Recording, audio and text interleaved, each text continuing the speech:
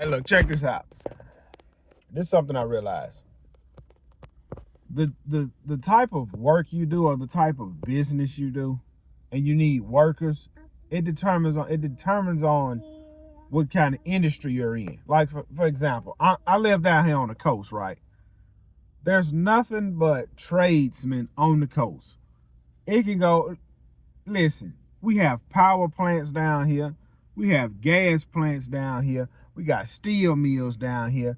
We got shipyards down here. We got fab shops down here. So when anybody need a welder, they make one post. In about a week, you have 20 welders show up ready to take a test. Also, what I learned from that, the majority of business owners that's down here were tradesmen at one point. Like you have guys that you got guys that worked in the trades, built their own business. I'm gonna give you an example. You'll have a guy that worked in the trades as an electrician, right?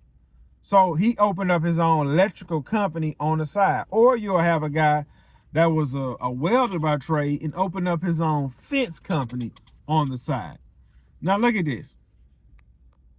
Lawn care is bottom of the barrel. It don't get no lower than lawn care. The average guy can wake up tomorrow, go down there to the Exmark dealer, the John Deere dealer, and if he got a 600 credit score, he can get financed for a mower. Because when I financed my first mower, my credit score was like a 590. So I think they done raised it to like 620 or 630 now. Now imagine that. Guy can wake up tomorrow, he can go get him a package deal. He can finance a mower, a blower, string trimmer, and a trailer. And if he got a Honda Accord, he can put a small hitch on it and start towing. So with that being said, like you take a guy that got his own roofing company. Let's say he got his electrical job and he's trying to build his roofing company on the side, right? That's fine and dandy. But check this out. When it comes down to hiring help, when it comes down to finding help, this is what's gonna happen. He's either gonna find a day laborer, or he's gonna find a guy that's extremely skilled. And when he finds a guy that's extremely skilled, the guy that's extremely skilled is gonna want about $30 an hour.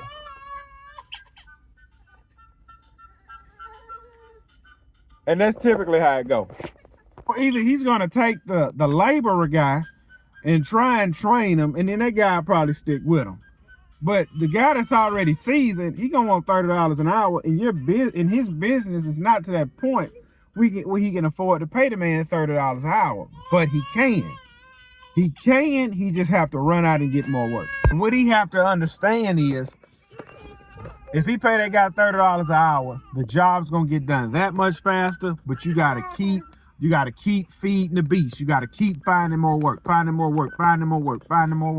And that guy that's making $30 an hour, he's gonna be a real help to you. Right? Now, let's go back to lawn care. Like I say, anybody can wake up in the morning and go start cutting grass. Lawn care is the bottom of the barrel. So when it's time to find some help, you gotta think what you want, you cannot afford in the beginning. Look, I'm about to end this video because my child crying. Now, in lawn care, you're gonna have to train a guy up to your standard. Because if you find somebody that knows what they're doing, 10 times out of 10, they're just gonna go do it for themselves.